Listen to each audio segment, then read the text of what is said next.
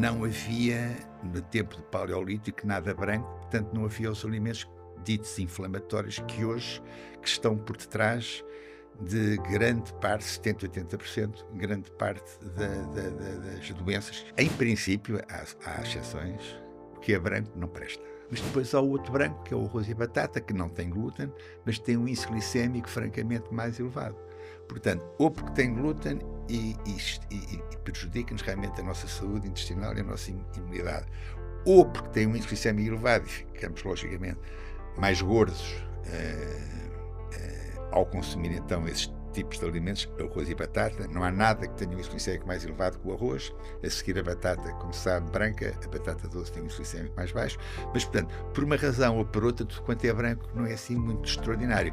Branco por branco, antes o arroz e batata, porque não tem glúten.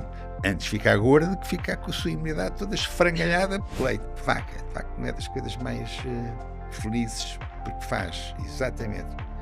trata exatamente a micose intestinal da mesma forma que o glúten, juntamente com o açúcar, fazem. Portanto, são chamados alimentos inflamatórios, que é de bom tom, então, o pai ou a mãe, dizer aos filhos, já têm a casa, que esses alimentos são eles que provocam as doenças mais tarde, que a torna mais permeável, provoca o tal intestino poroso, é a proteína dos produtos lácteos, que é a caseína, alfa-lactoglobulina, beta-lactoglobulina. Logo para já não há um aminoácido que desdobre essas proteínas e, como tal, lesione, de facto, a parede do intestino. O processo de crescimento é um processo de acidificação. E então faz parte de uma estratégia de anti-envelhecimento tentarmos alcalinizar pelo menos os 70% que nós somos. O Prémio Nobel da Medicina, em 1931, Otto Warburg, aquela frase notável: nenhuma doença, incluindo o cancro, se consegue desenvolver em ambientes alcalinos. Aposto que, tal como eu, passa a vida a correr contra o tempo e a sua energia já teve melhores dias. Para estas coisas, normalmente eu recomendo a Ashwagandha da Dr. Vegan. É um suplemento adaptogéneo que naturalmente nos vai dar mais energia, mais vitalidade e, por isso, na sua próxima corrida, pare numa farmácia para levantar este produto. Vou deixar-lhe aqui mais informações na descrição do episódio. Esta é a nossa 6ª temporada e acho que já não precisamos de apresentações. Mas sabe do que é que continuamos a precisar?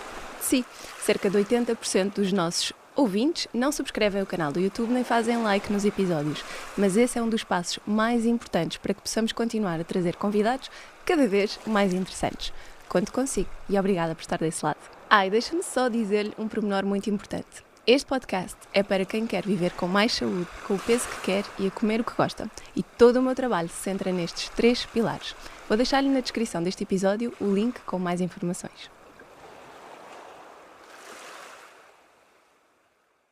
Olá e sejam muito bem-vindos a mais um episódio do nosso podcast. Hoje tenho a honra de ter comigo o Dr. Manuel Pinto Coelho. Muito obrigada por ter aceito o convite, Dr. Manuel. Muito obrigado por me ter convidado.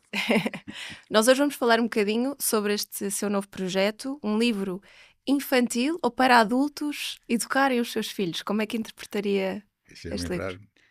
Tentei seguir um conselho de Fernando Pessoa, que é: livros para crianças não devem ser escritos para crianças. Uhum.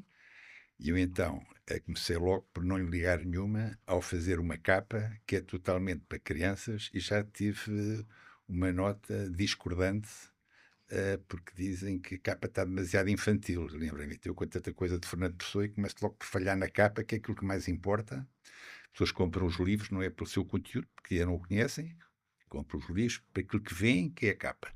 E então eu fiz uma capa assim, que na altura gostei, mas hoje talvez tivesse feito de maneira diferente, está demasiado infantil. Bem, em relação à pergunta que me fez, eu escrevi vários livros, esse é o 15º, e há uns anos que penso, bem, há um dia há de chegar uma altura e coisa de escrever para um target mais baixote, em termos de idade.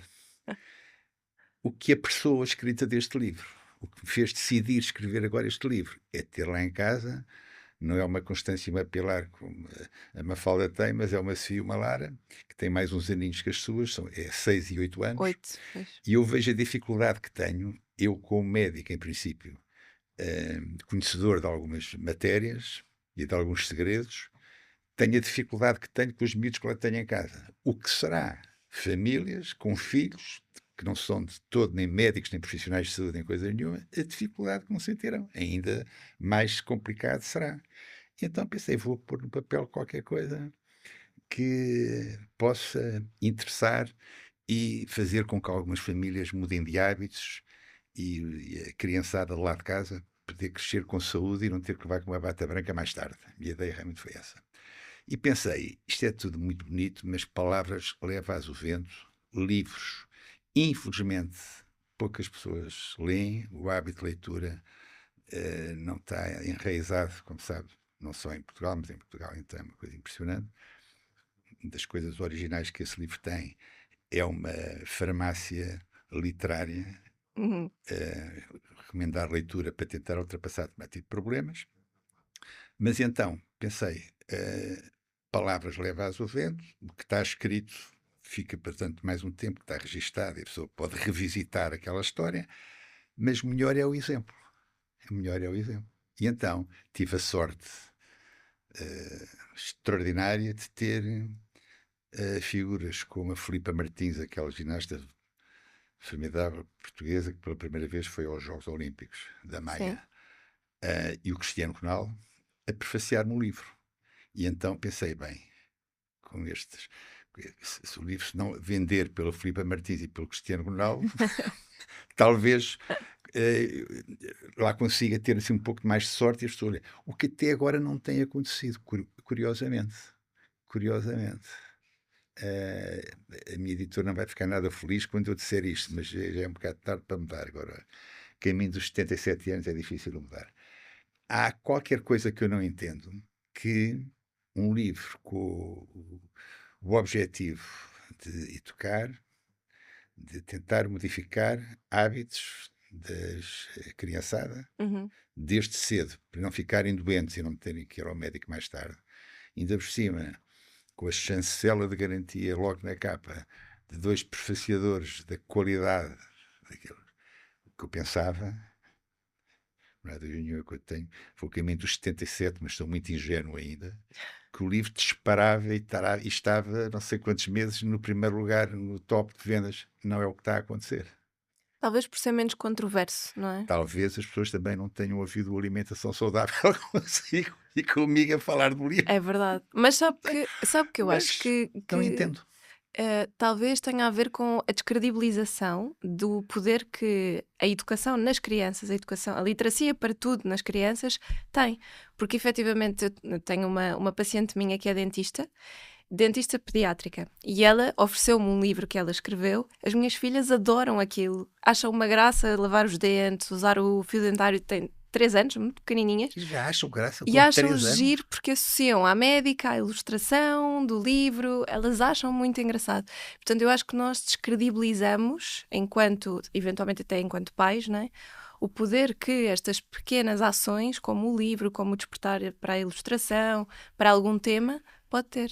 É logicamente que desafia a editora, inclusive, formular uma capa diferente para uma nova edição.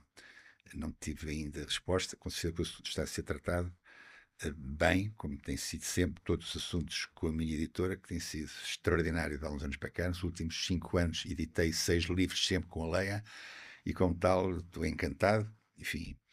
E de certeza que eles vão estudar o assunto e vão ver, porque também não se entende. Não se entende. Há coisa mais interessante que ensinar um rapaz e uma rapariga de 6, 7 anos, logo a partir da altura em que consigam ler, não é? 6, 7, 8, por até aos 15, 16, 17, saber como é que vão de estar para não adoecer mais tarde. Acho que há pouca coisa mais interessante que isto. Quer dizer, a Completamente. cultura que a pessoa pode adquirir, se não tiver saúde, pouco serve, não é? Exatamente.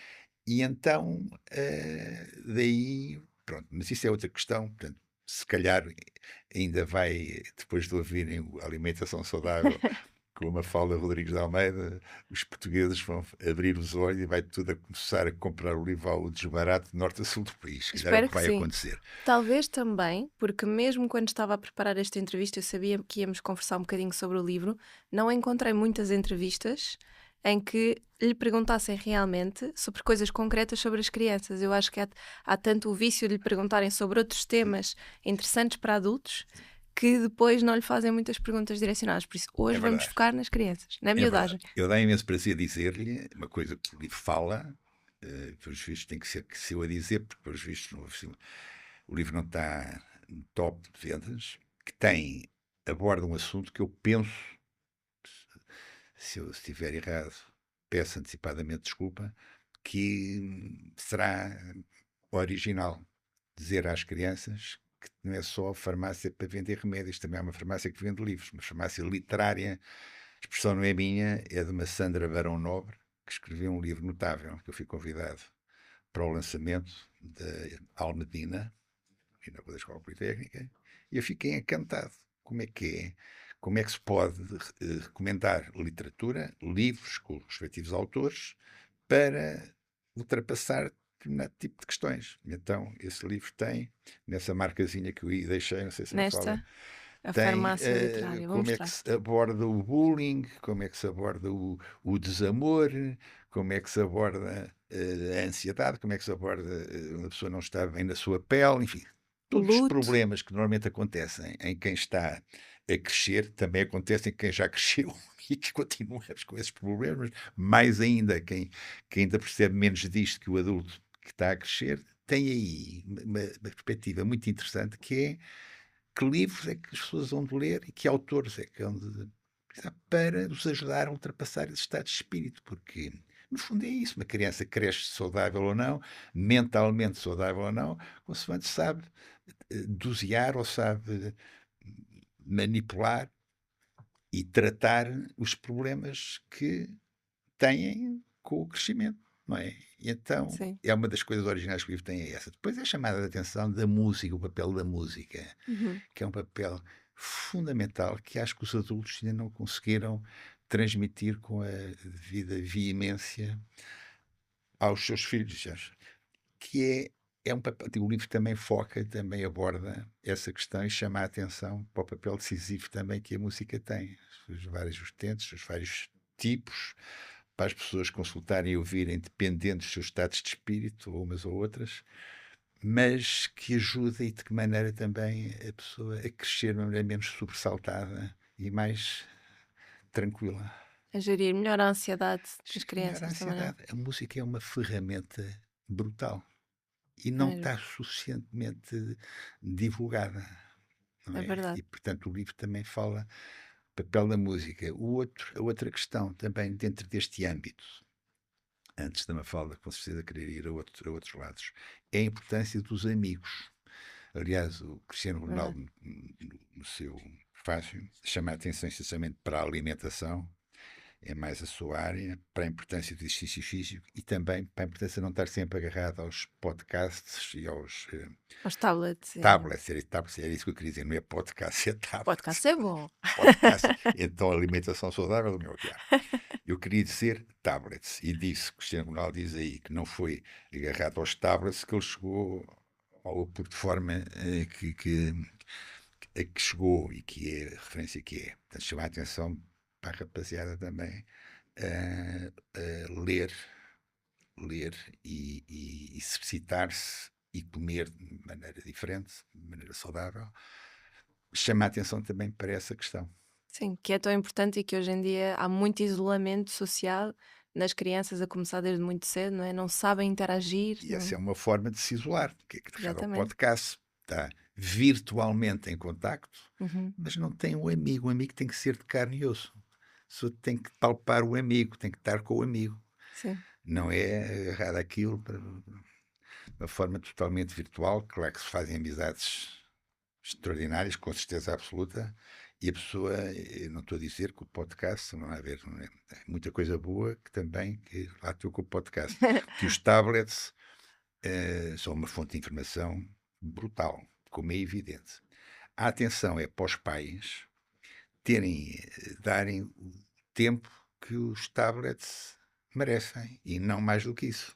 Exato. Porque muitas das vezes os pais não estão atentos a essa questão, estão todos contentes que os filhos estão entretidos. Em silêncio. Meia máxima culpa comigo lá em casa. Isto é tudo muito, muito bonito, é muita conversa, mas lá em casa também sabem, às vezes, muito estarem nos tablets e eu não tenho que estar preocupado com mais nada. Mas é errado. Pois. Nós devíamos ter regras também para a utilização dos tablets, que logicamente é um veículo de informação tremendo, não é? A pessoa realmente cresce muito com as coisas que vê, mas também marca passo com outras coisas que vê e que não devia ter visto, principalmente quando se é mais novo. Isso vai ao YouTube e apanha-se realmente com situações que muitas vezes a pessoa não está ainda preparado mentalmente para as Para ver. agarrar e para lidar com elas. E, portanto, seria talvez bom que isso acontecesse mais tarde. Mas sim, para chamar a atenção Sim. que não há preto nem branco, é sempre in between. Chamar a atenção, como o livro fala, a importância dos amigos Uhum. verdadeiros, carne e osso, além então da leitura e da música, E entre outros aspectos. essa parte é muito importante, mesmo como pais, de nós também fazermos um esforço para, mesmo estando cansados depois de um dia de trabalho, às vezes apetece-nos o silêncio, mas percebermos que parte das ligações que nós construímos com os nossos filhos, a empatia, o não nos estarmos sempre a zangar, não é? Também vem de descermos um bocadinho ao mundo deles, Sem de dúvida. respirarmos, de Sem dúvida. conversarmos, não E é? tentarmos ter na pele deles e estar a perceber o que Uhum. é que eles gostariam de ver. E agora, para entrar um pouco na sua área, dizer, que já que está a falar de pais, que muitas das vezes os pais estão presentes envenenados aos filhos. Quando o filho se porta bem, a tendência é dar-lhe um chupa-chupa, um bombom, uma tableta, as coisas que há para aí agora, não é? Tudo açúcar, no fundo, de formas mascaradas de açúcar. E os pais, muitas vezes, não estão conscientes da asneira tremenda que estão a fazer. Porquê? Eu trabalhei muitos anos com toxicodependentes. Tenho vários livros escritos na área da toxicodependência. O meu doutoramento é na área da toxicodependência. Portanto, é-me permitido dizer qualquer coisa depois de ter recebido mais de 17 mil pessoas com 17 mil pessoas com problemas de dependência às drogas. E então, o que é que acontece? Aquilo que no cérebro recompensa o açúcar, os centros que recompensam no cérebro o açúcar, são exatamente os mesmos centros que recompensam a heroína. Isto Uhum. é para Mafalda, caso não saber, já sabia com certeza, mas para reforçar esta questão. Não faz sentido, sabendo que o problema número um de qualquer país, seja Portugal, seja Portugal, seja os Estados Unidos é muito pior ainda que cá. É o excesso de peso, a obesidade, a pré-diabetes e a diabetes, aquelas doenças do síndrome metabólico, não é? A obesidade, diabetes, que é no fundo a mesma entidade. Até quem chama de diabesidade, porque o denominador comum é resistência à insulina. Hipercolesterolemia e hipertensão arterial têm como base uma situação chamada inflamação. Uhum.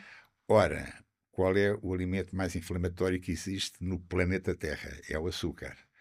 Como é que é possível, então, e daí a importância destes passos, Sim. muitos pais ainda não saberem que, ao facto de estarem a dar um bombom ao miúdo que se porta bem, um chupa-chupa, ou repousado, ou o que seja, estão a dar um presente envenenado ao miúdo. Estão a fazer com que ele mais tarde, não, logo desde cedo, Desde muito não cedo. consiga desistir do açúcar. E depois queira o gelado, queira, enfim, tudo aquilo que não deve, porque é que ficou dependente, ficou agarrado. Como o heroinómano fica agarrado à heroína quando começa a fazer, a drogar-se, injetar-se e quatro.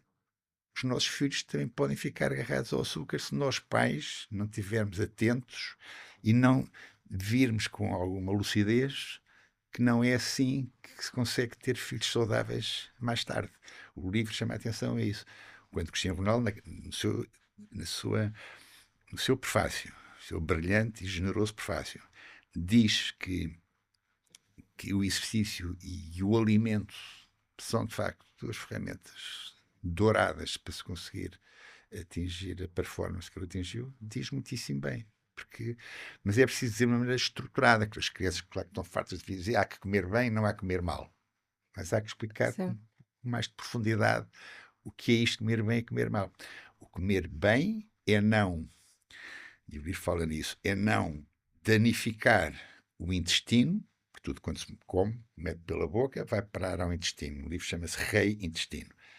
É fazer com que aquilo que se come, comer bem, é fazer com que o alimento que se come não vá tornar mais permeável aqueles 7,5 metros que nós temos cá embaixo para os lados da nossa barriga, que são só a fonte principal do nosso sistema imunitário, 70, 80% do nosso sistema imunitário. Não é?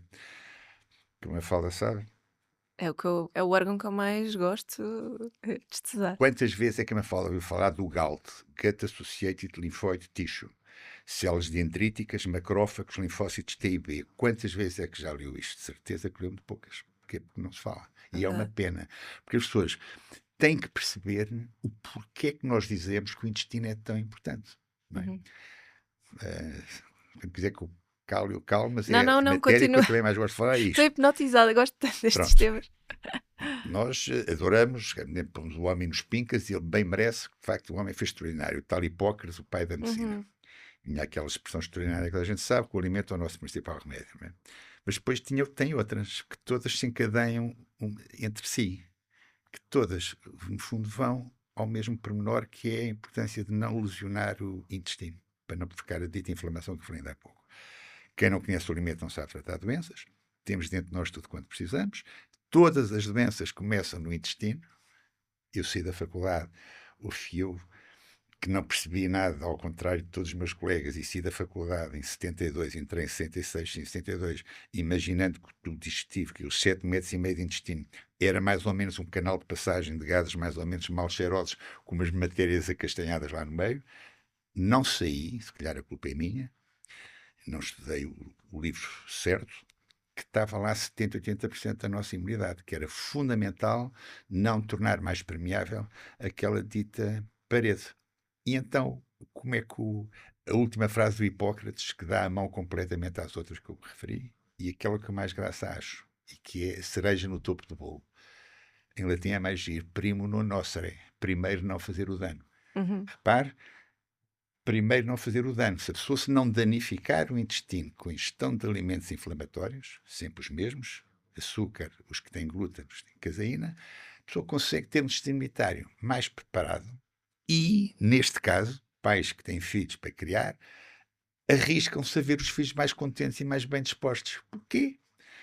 Porque no intestino está, como dizia António Damasio, dizia, não diz, basta comprar o livro dele, A Estranha Ordem das Coisas, página 192, ele diz assim: o mundo dos sentimentos está totalmente ligado ao intestino. E explica porquê. Porque a serotonina, nosso neuromédiador da boa disposição, aquilo que cresce quando a pessoa está deprimida e mete um antidepressivo pela boca abaixo, 95% do sistema nervoso entérico encarrega-se de a produzir. Intestino. Se a pessoa soubesse que, além, se tiver cuidado com aquilo que come, não lesionando o intestino, não tornando mais permeável, não é? Evitando que pelas soluções de continuidade que se desenham lá na parede, não é? O espaço, aquele cimento que une as células umas às outras é digerido, diria, pelo alimento inflamatório, passando para o sangue aquilo que nunca lá deveria chegar, proteínas mal digeridas, detritos alimentares, toxinas e bactérias. Portanto, se nós conseguimos que a parede do intestino continue bem tratada, pondo de lado os alimentos inflamatórios, conseguimos estar mais bem dispostos porque temos mais serotonina, 95% de serotonina. Neuromédiador da boa disposição, como sabemos. Os antidepressivos, a grande classe dos antidepressivos, chamam-se inibidores da recaptação da serotonina, os Prozacs e afins. Cipralex, Citalopram, para aí fora. Funcionam, põem as pessoas pontualmente menos tristes. Porquê? Porque fazem com que a serotonina fique ali mais tempo a passear entre as sinapses, no espaço intersináptico, como tal é mais aproveitada. Se as pessoas soubessem que, se portarem bem à mesa, se tiverem uns pais conhecedores e que informem de uma forma estruturada, que é a única forma do conhecimento passar. Os miúdos são novos, mas não são burros, até têm mais neurónios que nós. Parecem burros que têm menos informação que nós, mas são mais inteligentes porque têm mais neurónios, não é? A minha filha Lara, com 8 anos, tem quantos milhões de neurónios mais que eu, que já estou na rampa descendente com os meus 77. Mas, portanto, se souber transmitir à rapaziada que, se comerem bem, se puserem de lado aqueles 3 grupos de alimentos, se me fala quiser, depois avançamos para aí. Vamos, tenho já uma que pergunta. Além de terem mais saúde, não irem para a cama, há mais pequena visita de qualquer vírus ou micro-organismo que queira aparecer. Ficam mais felizes, ficam mais bem dispostos, porque têm esses neuromediadores que comandam a sua alegria mais presentes. então começam a pensar 2 vezes antes de meter o chupa-chupa ou o bombom pela boca abaixo. É que, repare, o Tony Damasio faz referência à serotonina, mas não é só a serotonina. 2 outros neuromoduladores ligados à alegria e à tristeza é a dopamina e a noradrenalina, fortemente representados também no intestino, dopamina cerca de 50%. E os outros 2 neuromoduladores, também neste caso, não ligados à alegria e à tristeza, mas ligados à ansiedade e à serenidade. Ainda sistema nervoso autónomo, mas neste caso sistema nervoso parasimpático, que é a serotonina e a GABA, também estão fortemente representados no intestino. O que é que eu quero dizer? Quero dizer, se a pessoa souber que se aplicar estes conhecimentos, consegue ficar mais resistente, não ir para a cama Uhum. à primeira visita de qualquer vírus que queira aí aparecer, ou protozoário, ou fungo, ou bactéria. E que anda mais bem disposto, porque tem níveis superiores destes neuromediadores, que são eles que comandam a nossa vida de relação. São eles que comandam a nossa vida de relação. A nossa vida de relação é comandar fatores de ordem psicológica e fatores de ordem morfológica. Estes neuromediadores mandam na parte que está ao nosso alcance. Exato. Com conhecimento de causa e com competência, nós conseguimos manejar essas situações. Isto é muito interessante. É muito interessante. E há É que muito giro. dizê-lo. E agora quero-lhe fazer uma pergunta mesmo sobre esses 3 alimentos. Hoje de manhã, exatamente aconteceu isto hoje de manhã. As minhas filhas estavam a comer papa da aveia com chia e estávamos a Esse conversar. livro há uma parte que é aveia-te. Já tinha ouvido essa expressão. Aveia-te. Mas estava a dar-lhes o pequeno almoço e depois a Pilar perguntou o que é que tinha a papa. E eu estava-lhe a explicar: tem chia, que tem estes benefícios, tem aveia, que faz isto e isto, dá força e a concentração e tens mais energia para brincar com as tuas amigas. Ela tem 3 anos. Ela perguntou-me: tem leite?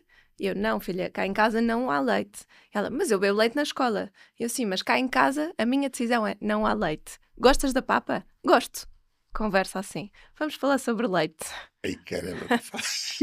Meu Deus da minha. Olha, eu já tenho ido a várias escolas, desde que escrevi o livro. Fui a Torres Vedras, fui a Lourdes, na próxima semana vou ao Funchal, vou a Setúbal, e tinha andado a várias escolas, que me convidam para falar do livro. Portanto, quero acreditar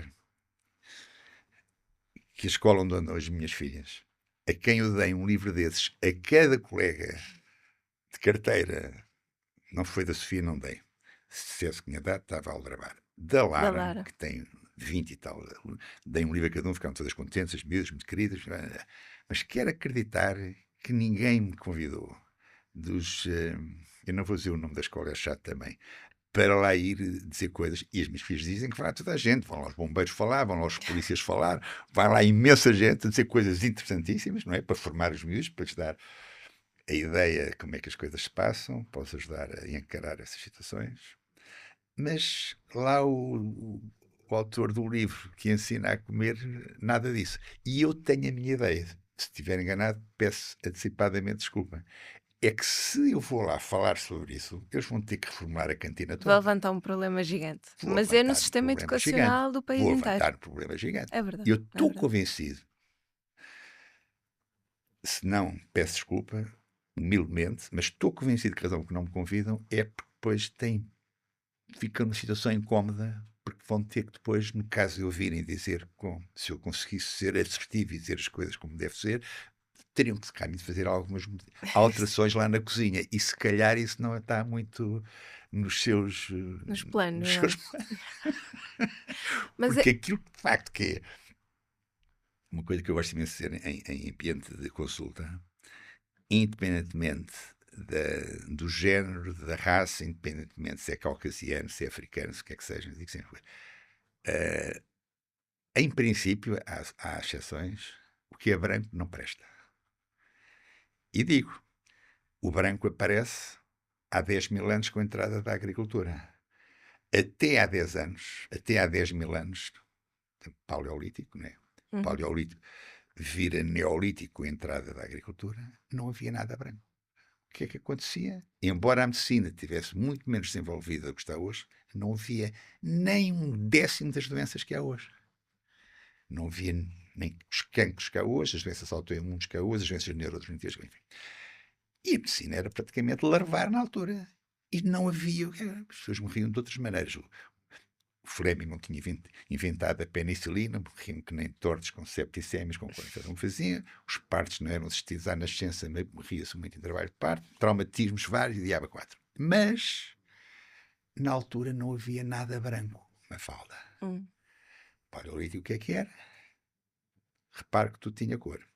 Carne, peixe, ovos, vegetais, legumes, chamavam-se caçadores-coletores, que iam estar a escavar o chão para ser lá qualquer coisa. Fruta, a fruta era açúcar, mas era sazonal, plantava, só se colhia mais tempo tarde da pessoa. O açúcar tinha uma relevância que é de 20% na alimentação. O que tinha cerca de 70%, 80% era a gordura, que hoje está demonizada de uma maneira absolutamente mentirosa, de uma maneira absolutamente além de mentirosa, perniciosa e de que maneira passou das pessoas, mas pronto, isso é outro assunto. Mas na altura, a gordura, a boa gordura, que era a gordura visceral, era a gordura dos miolos, do coração, dos rins, do fígado, ou seja, as vísceras era aquilo que os caçadores, naquela altura do Paleolítico, levavam para casa, quer dizer, para as cavernas, para comer. A proteína, o filé mignon, ficava lá para o abutre da época tomar conta. O que eles comiam, essencialmente, era gordura. O macronutriente, na altura do Paleolítico, era 70% a gordura. O hidrato de carbono era 10, 15%, porque é a tal fruta que era sazonal, que se plantava a árvore, só se colhia mais tarde, e mais umas verdurazinhas ou outras. Hoje, com a entrada da agricultura, com a entrada dos brancos, virou. E hoje é 70% de hidrato de carbono, com aquela questão que eu falei com uma falda, generosamente é uma oportunidade de eu dizer o que é que os alimentos inflamatórios fazem à parede do intestino, não é? Especialmente o açúcar. Não é? Sabe como é que é esta história do açúcar? Foi o nosso rei Dom Pedro II, foi do século XVI para o Brasil plantar canas de açúcar. Hoje o Brasil é o principal país produtor de açúcar, porque o nosso rei Dom Pedro foi do século XVI para o Brasil. Açúcar. E não havia cereais, não havia trigo sem ter cevada, portanto glúten, laticínios também não havia. Ninguém se tinha lembrado de dar a mamar das tetas dos outros animais. Como sabe, nós somos a única... no reino animal somos os únicos que andamos a mamar das tetas dos outros animais. Não lembra a ninguém fazer uma coisa que nós fazemos. Numa perspectiva que a agricultura entendeu que tinha interesse em explorar. E como tal, voltando atrás... não havia, no tempo do Paleolítico, nada branco, portanto não havia os alimentos ditos inflamatórios que hoje que estão por detrás de grande parte, 70%, 80%, grande parte das doenças que hoje nos acontecem, porque 70%, 80% do sistema imunitário está no intestino, como lhe digo, aquilo que se mete pela boca vai parar ao intestino. Se dizemos que 70%, 80% do sistema imunitário está, portanto, por isso mesmo no intestino, o tal GALT, se nós vamos buscar os alimentos inflamatórios, o açúcar, os cereais e os laticínios por causa da caseína, não é? A desgraçada lactose, que não tem culpa nenhuma. É que tem a má fama. A lactose leva na cabeça, como o colesterol leva nas gorduras, sem necessidade nenhuma. O problema é a caseína, que é a proteína. A proteína é que lesiona a parede do intestino. É que provoca o leaky gut dos ingleses, o nosso intestino poroso. Não é a desgraçada da lactose. Eu como leite, mas é sem lactose. Depois ficam satisfeitas quando veem as coisas lá nas prateleiras, aqui sem lactose. Portanto, se é sem lactose, eu posso avançar. Erro, porque o que danifica, de facto, a mucosa intestinal não é a lactose. A lactose desencadeia-se alergias ou intolerâncias. De resto, não faz mais nada, faz festinhas lá na parede do intestino, que a torna mais permeável, provoca o tal intestino poroso, é a proteína dos produtos lácteos, que é a caseína, alfa-lactoglobulina, beta-lactoglobulina. Logo para já, não há um aminoácido que desdobre essas proteínas e, como tal, lesione, de facto, a parede do intestino. E por isso, logicamente, nem todos... A vaca é que faz essencialmente isto. Agora, a cabra e ovelha é uma caseína diferente que não provoca o leaky gut. Pode queijo de cabra e queijo de ovelha, tudo bem. Leite, vaca, de facto, não é das coisas mais felizes, porque trata exatamente a mucosa intestinal da mesma forma que o glúten, aquele aglomerado de proteínas, glutenina, gliadina, que tem outra chamada zonulina, que parece um berbequim a furar a parede do intestino, juntamente com o açúcar, fazem. Portanto, Ok. são os chamados alimentos inflamatórios, que é de bom tom, então, o pai ou a mãe, dizer aos filhos, cá tem a casa, que esses alimentos são eles que provocam as doenças mais tarde. Quando eu digo aí que a ideia do livro é fazer com que a miudagem tenha que levar com uma bata branca mais tarde, é dar-lhes ferramentas para não para terem sempre o intestino imunitário estimulado. Se está no intestino, portanto, está a dizer ter um sistema imunitário estimulado, começa, quase como se dizer, e acaba, se não fosse a vitamina D, começa por ter realmente o intestino bem tratado, e ter o intestino bem tratado pressupõe por de lado os bombons, os açúcares, os caramelos e os gelados e tudo quanto seja, diria mais ou menos branco, por causa do glúten e da caseína. Quando eu falei do branco, há de perguntar, mas nem tudo tem glúten e caseína, portanto nem todo o branco lesiona a parede do intestino. É verdade. A batata, por exemplo. É verdade. A batata O e o arroz. arroz não têm caseína. Eu digo, tudo quanto é branco não é assim de primeira escolha. Porquê? Porque ou tem glúten, pão e massa, Uhum. além dos bolos e das bolachas com glúten, também há bolos e bolachas sem glúten, também há pão e massas sem glúten, mas na generalidade tem trigo sem cevada. Mas depois há o outro branco, que é o arroz e a batata, que não tem glúten, mas tem um índice glicémico francamente mais elevado. Portanto, ou porque tem glúten e prejudica-nos realmente a nossa saúde intestinal e a nossa imunidade, ou porque tem um índice glicémico elevado e ficamos, logicamente, mais gordos ao consumir então esses tipos de alimentos, arroz e batata. Não há nada que tenha um índice glicémico mais elevado que o arroz. A seguir a batata, como se sabe, branca, a batata doce tem um índice glicémico mais baixo. Mas, portanto, por uma razão ou por outra, tudo quanto é branco não é assim muito extraordinário. Branco por branco, antes o arroz e batata, porque não tem glúten. Antes ficar gorda do que ficar com a sua imunidade toda esfrangalhada, com o seu intestino todo poroso. Portanto, mal por mal que seja por aí. Exato. E com tal, além da água, Uhum. porque nós, muitas das vezes, e o livro faz referência a isso, até fala da água do mar e das vitalidades incríveis que a água do mar tem, faz referência à água, porque nós Uhum. somos 70% de água e, como tal, ninguém pode ter saúde se não olhar para esses 70% que constituem o seu corpo, que é a água, de uma forma correta. A água que temos dentro de nós, lhe chama a atenção a isso, é uma água especial. Senão as nossas Uhum. lágrimas não eram salgadas, o nosso Uhum. suor não era salgado. A água que temos dentro e fora das nossas células tem 9,4 gramas por litro de sal. Não faz sentido a gente beber uma água que não se identifique minimamente com a água que temos dentro de nós. O sal está demonizado e bem, porque é o sal refinado, o sal de mesa, que é cloro e sódio. Mas o sal integral, que tem além do cloro e do sódio, tem mais 80 e tal minerais e oligoelementos que constam da dita tabela elementar, principalmente cálcio, potássio e magnésio, estão largamente representadas na água do mar. Uhum. Que eu falo, tenho a oportunidade, mas falo simpaticamente, deu-me essa oportunidade e eu não a estou a perder.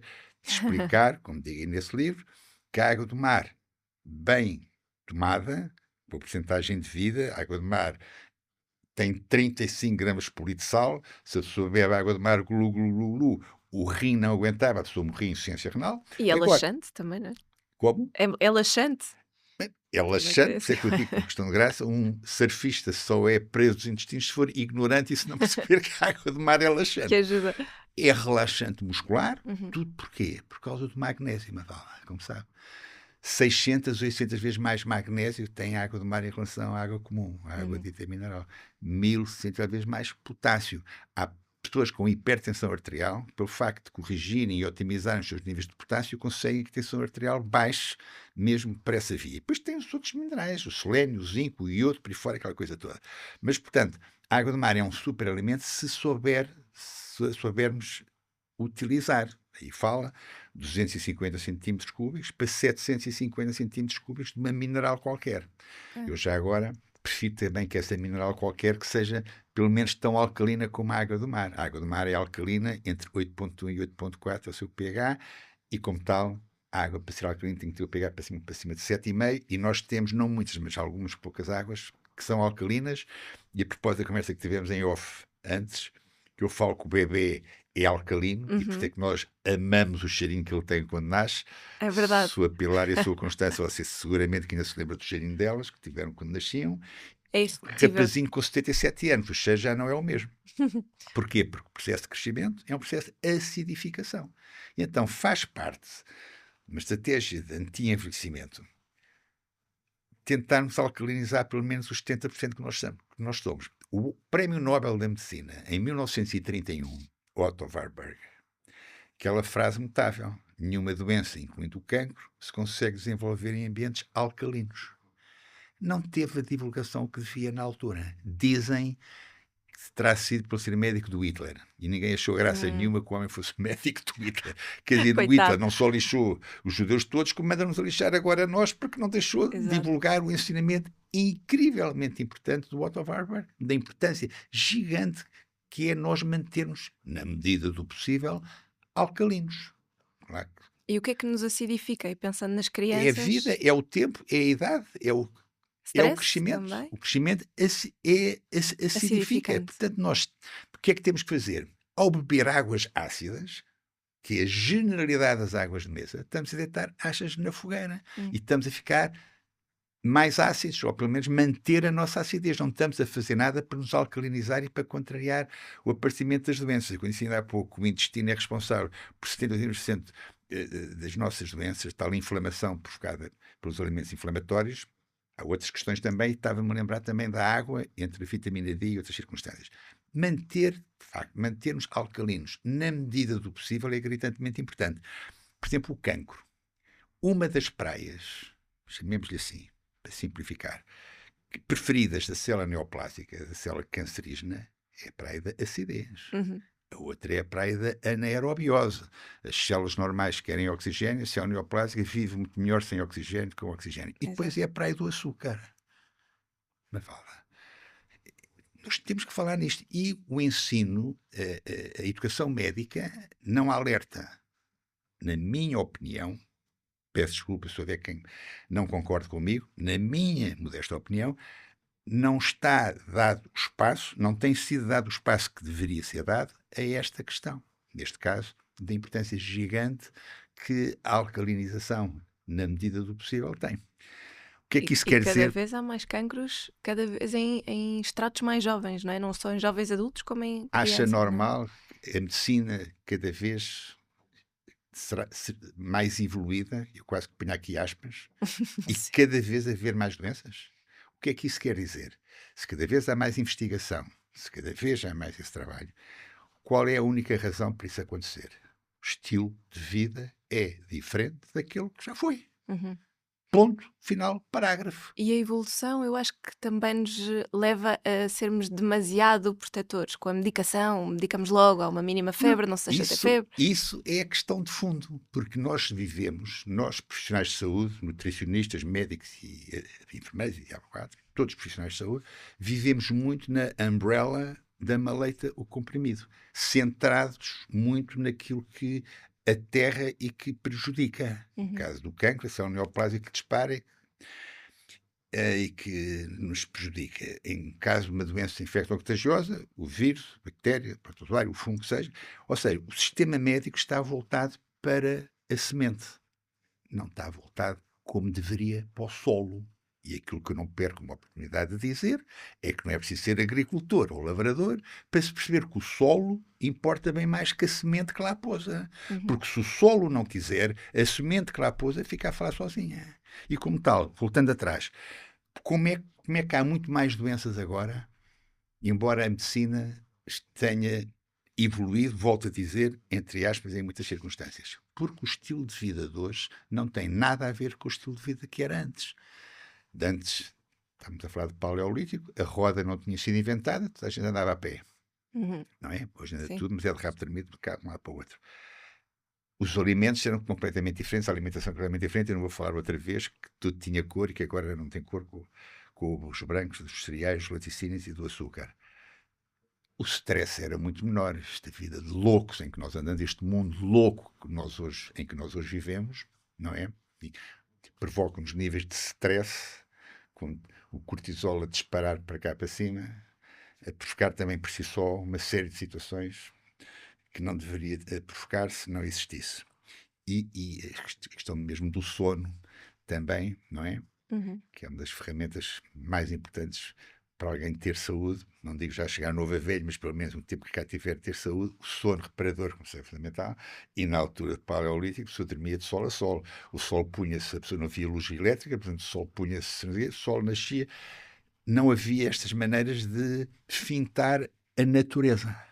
E voltamos aos tablets, não é? Nas crianças, a exposição à luz azul também vai Já de viu? certeza ter Já viu efeito quem é que nessa anda parte. com óculos especiais para a luz azul? Ninguém, só meia dúzia de pessoas que sabem que aquela luz azul, que os óculos para evitar a luz azul dos tablets e das televisões e dos monitores e da EVA4. Ou seja, regressando àquilo que eu queria dizer, estilo de vida, Uhum. nas suas mais diversas vertentes, é aquilo que condiciona a explosão, diria, de patologias. Hoje, supostamente, no século XXI, com não sei quantos prémios Nobel que todos os anos saem de si, em relação àquilo que era antes, em que praticamente ninguém percebia nada disto, mas a natureza tinha um papel totalmente relevante porque nós homens não tínhamos ainda aprendido a dar-lhe a volta. Você sabe, isto é curioso, dois grandes pensadores que disseram que um papel do homem é combater a natureza e conseguir contrariar aquilo que a natureza diz. Descartes, no século XVII. Faz parte de um slide que eu vou apresentar amanhã em Coimbra, numa conferência que eu lá vou. Descartes, no século XVII, o papel do homem é tentar barrar aquilo que a natureza quer.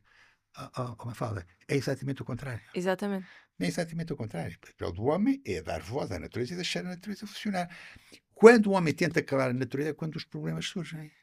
Eu já não vou dizer estar ali agarrado às árvores, andar de pé descalço para estimular a nossa imunidade, vir ao ar livre. Vinha a propósito do sono e da história do sol se pôr e nascer, e a pessoa não havia formas de contrariar este ciclo, diria, circadiano, e nós O ritmo tentamos, circadiano. já coitados dos desgraçados que fazem turnos, que têm os seus dias profissionais por turnos, e como tal, como é que essa gente está a dormir bem, se está tudo completamente ao contrário, por força do seu trabalho.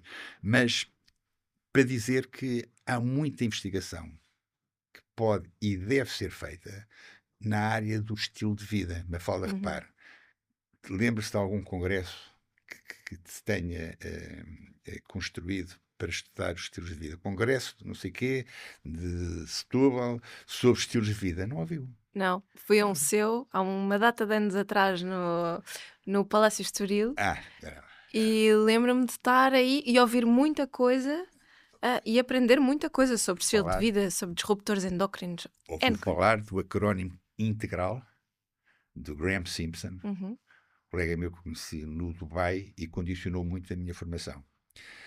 O acrónimo integral fala exatamente nas alterações que se tem que fazer ao estilo de vida. I, inflamação. N, nutrição. T, remoção das toxinas. E, exercício. G, gut, para tratar o intestino. O R, reposição hormonal. A, suplementação avançada. E o L, mind-body learning, técnicas de nos ensinar a estar melhor perante as situações de dificuldade e de stress que temos no dia a dia e ajudar-nos a dormir melhor também à noite. Mas lá está.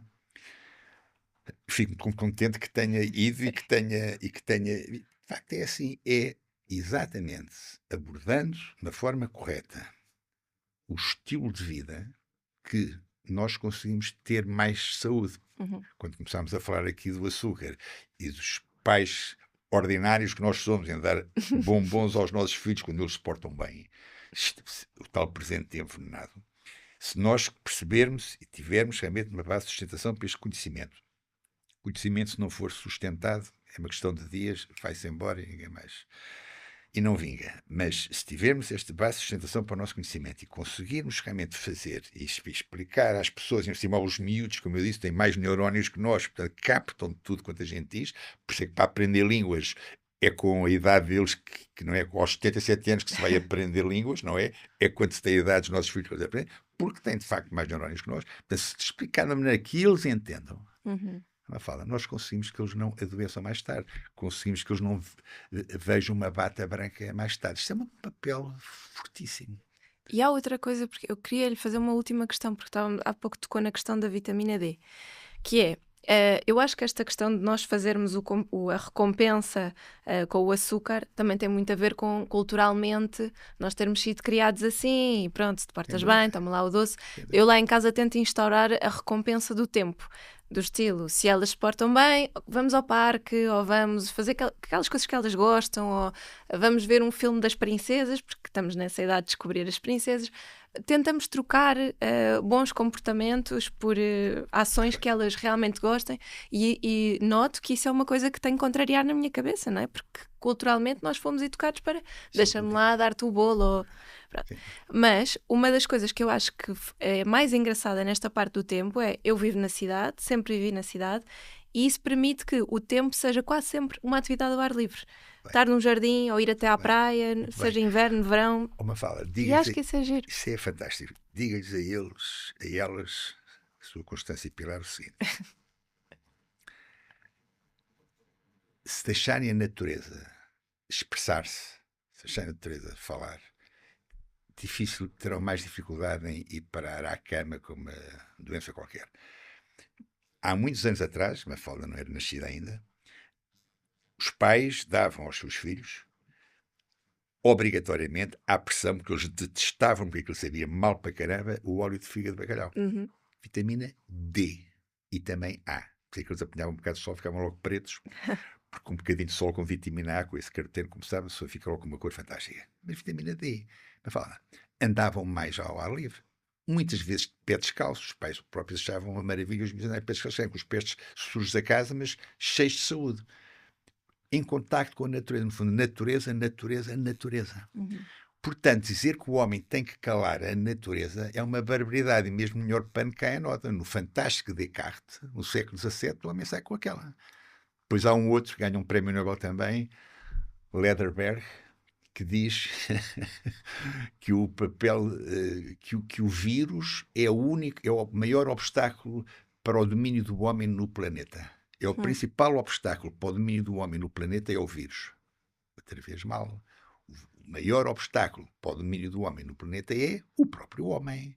Mas como é evidente que o homem é o principal obstáculo a si próprio. É ele que, de facto, por estas vias, obstaculariza a saúde, não é? Sim.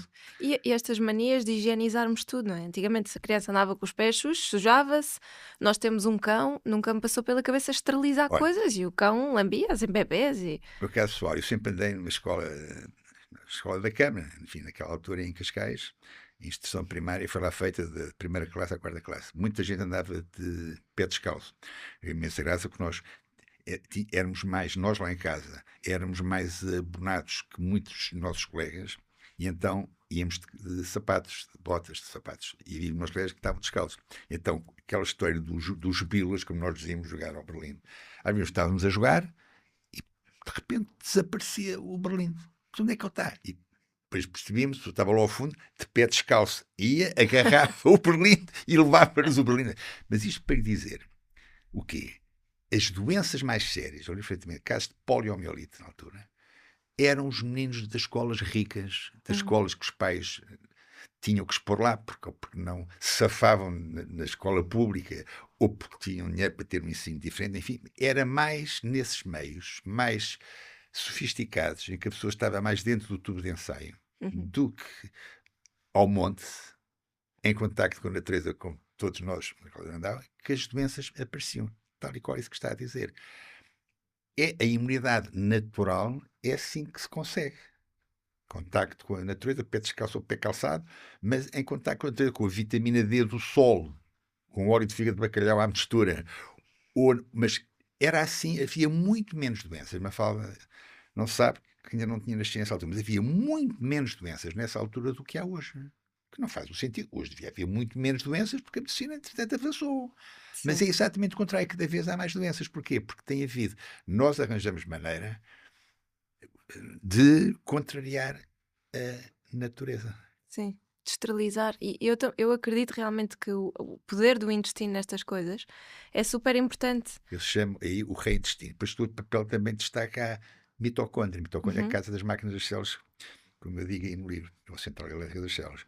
E explico que nós comemos para que elas nos possam dar energia. O oxigênio do ar que respiramos, as calorias dos alimentos que ingerimos, servem exatamente para fazer com que a mitocôndria, casa das máquinas das células, possa produzir o tal ATP, ácido adenosintrifosfórico, que nos dá a energia que nós precisamos para fazer a nossa vida. Para eu estar a falar, para uma falta de ter a paciência de me ouvir, isso tudo. A mitocôndria prefere como fonte de energia muito mais a gordura boa do que o hidrato de carbono. É 4 quilocalorias por grama, a boa gordura que nos dá, contra as 9 quilocalorias por grama de hidrato de carbono e da proteína. Ou seja, o hidrato de carbono e a proteína engordam muito mais do que a boa gordura, 4 quilocalorias por grama, que era aquilo que no tempo paleolítico se fazia.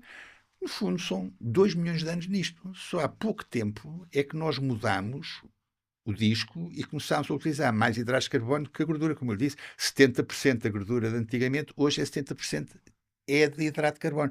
E a mitocôndria, que é para ela que nós trabalhamos, prefere a gordura como fonte de energia. A doença não se instala da mesma forma e a pessoa tem mais energia porque é 9 quilocalorias por grama de gordura quanto aos 4 da proteína e hidrato de carbono, como disse ainda há pouco. Portanto, há que dizer isto, que a mitocôndria é, de facto, é para ela que nós funcionamos. E, portanto, há que saber quais são os gostos da mitocôndria. Há que saber, quando a pessoa se vai deitar, que a mitocôndria vai se deitar com o seu dono, a mitocôndria quer é que não a chateiem, que a deixem dormir, que a deixem em paz. Se a pessoa vai comer um bife com ovo a cavalo, com batatas fritas, e depois vai se deitar, a mitocôndria diz que mal é que eu fiz para ter que levar com isto. Eu não preciso disto para nada, eu quero que ninguém me chateie, que deixem-me dormir. Portanto, há que explicar porque é que a última refeição nunca faz sentido. Há que explicar, há que dizer isso.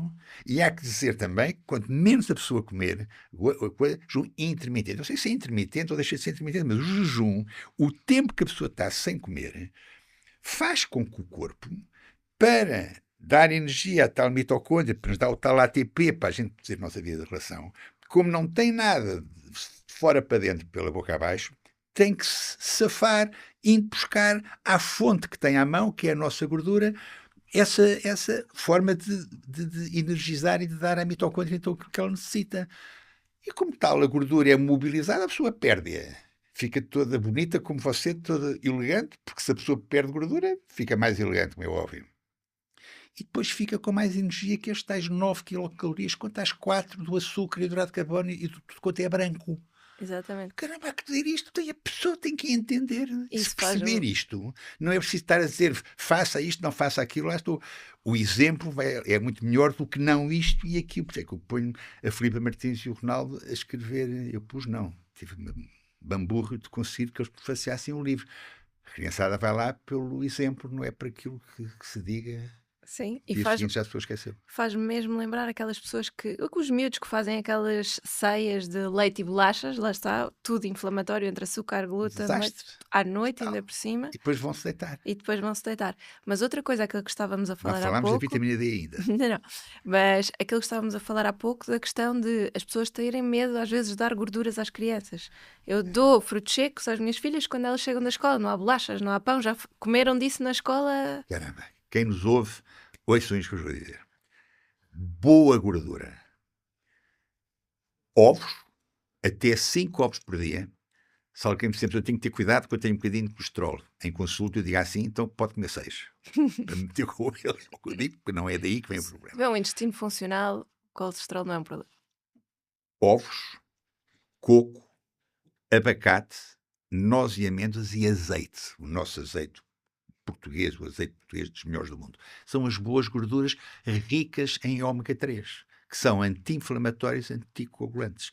Ao contrário das más gorduras, alimentos processados, óleos vegetais, óleos de sementes, gorduras trans, margarinas por aí fora, ricas em ômega 6, ácido linoleico, que está ali com o glúten, ela por ela, ao desafio sobre o que é que nos prejudica mais, qual é mais veneno, se é o glúten, se é o ácido linoleico.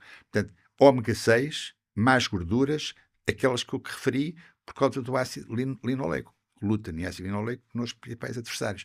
Isto tem que ser dito. A gordura, quando é boa, já disse algumas vezes, não é?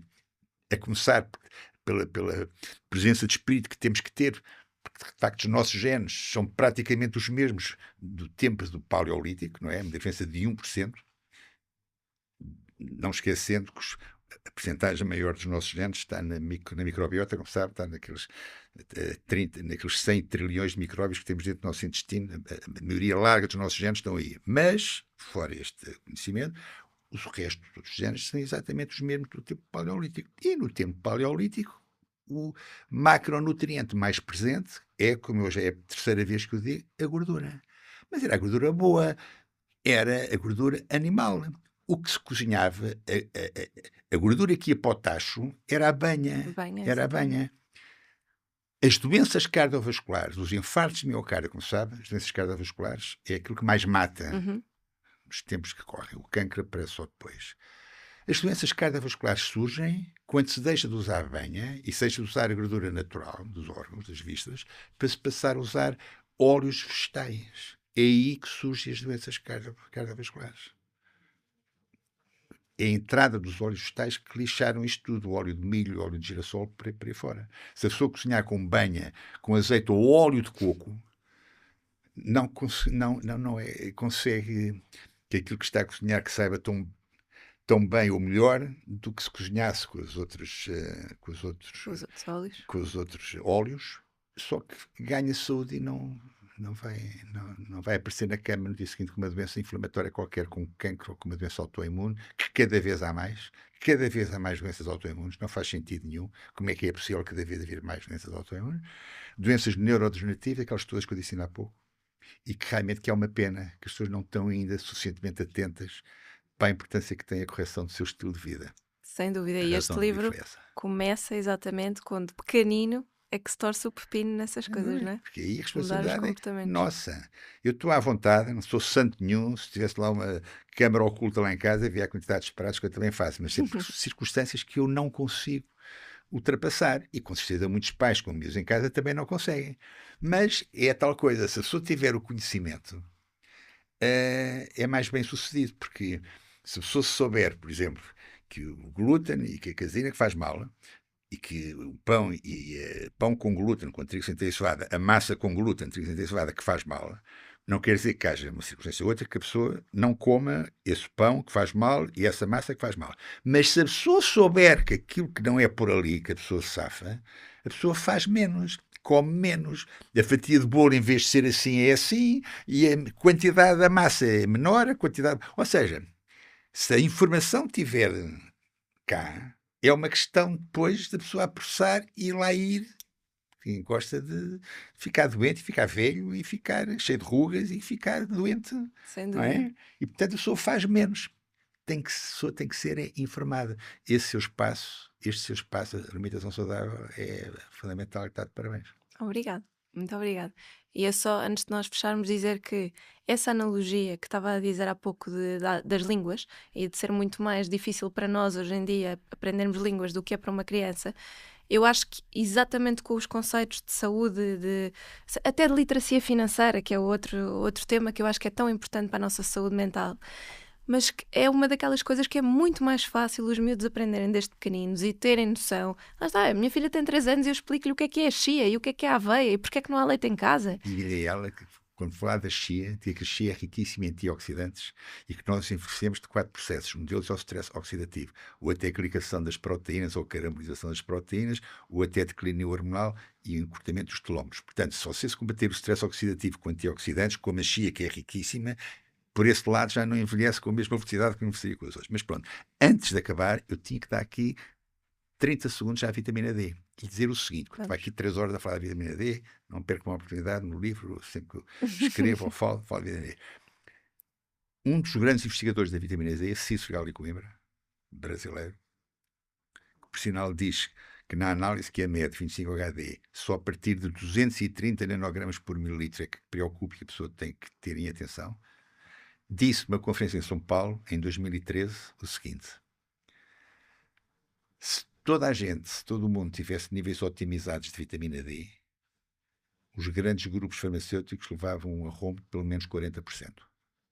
Fala perceber, e quem nos ouve, perceber a importância gigante que níveis otimizados de vitamina D têm para obstacularizar as doenças, para fazer com que as pessoas não fiquem doentes e que se sintam bem. Quais são esses níveis? 200 unidades por quilo de peso para a criança, para facilitar dar 2.000 unidades para 10 quilos de peso. Para os adultos, 10.000 para 50 quilos e 20.000 para 100 quilos. Que esta história de ser a mesma coisa para toda a gente, não faz E sentido. isto é diário. Diário. Diário. Porque as pessoas têm muito medo Diário. quando vêm os 10.000. Ai, a vitamina D é a vitamina do sol. Muito bem. Então, se estás à espera que o São Pedro te resolva o problema, podes esperar sentado para não ganhar as varizes. Porque, de facto, se tem que meter o sol é pela boca. Tem que tomar a vitamina D pela boca. E ainda assim é uma quantia irrisória. O Covid apareceu em março de 2020. Em maio, eu estava a fazer 3 minutos, um filmezinho, em que eu disse que se o governo, na altura, António Costa, distribuísse gratuitamente vitamina D pela população, seguramente que o estrago do vírus acabadinho de entrar, que seria bem menor. Há uma fala, eu digo 5 anos depois, exatamente a mesma coisa. Porque, entretanto, a minha vida de trabalho e de pesquisa que me comprova exatamente isso. A importância gigante que tem ter níveis otimizados de vitamina D, sempre acima de 80 nanogramas por mililitro. Eu tomo 10.000 unidades internacionais e faço a análise, ela está com 40. Está bem? Então quer dizer que tem que tomar mais. Eu tomo 5.000 todos os dias, já percebi que tenho que tomar 10. Vou Vou já duplicar a minha. Mas fala, se fizer a análise 25 HD com 5.000 tem para aí 30. Não sei, por acaso tenho que fazer, que já não faço. Tem 30 ou 40, deve ser 2 vezes por ano. Sempre acima de 80. Se tiver realmente níveis otimizados de vitamina D, além de intestino saudável com um bom nutricionista, que é seguramente que o tem, fica mais complicado a doença entrar nesse seu No organismo. Sim, organismo. É verdade. Doutor Manuel, ficámos aqui até amanhã, mas temos outra convidada. A minha querida Mariana Ivone Mirpuri. Muito querida, que vai entrar, e acho que foi muito generoso da sua parte. Acho que realmente conseguimos explorar bem o livro desta vez. Acho que vai haver uma boa entrevista sobre. Deixe-me já dizer assim, a Ivone é a pessoa que em Portugal melhor trabalha as hormonas, melhor divulga. Ele e o nosso querido colega Rodrigo Ayub são as pessoas que os cursos que dão. Estou a tentar trazer o Dr. Rodrigo cá também. Se quiser, telefone já de seguida, digo-lhe para o Rodrigo. É uma questão de agendas agora. Pois, vou já telefonar já de seguida, dizer que a ideia. A gente notava e tem sido formidavelmente o trabalho da Ivone Mirpuri e do Rodrigo Ayub para ensinar agora também a médicos a história das hormonas, porque nós médicos saímos da faculdade sem conhecimento sobre hormonas. E a Ivone e o Rodrigo têm feito um trabalho excepcional. É incrível. Muito obrigada pela sua partilha. Obrigado também. E nós vemos no próximo episódio.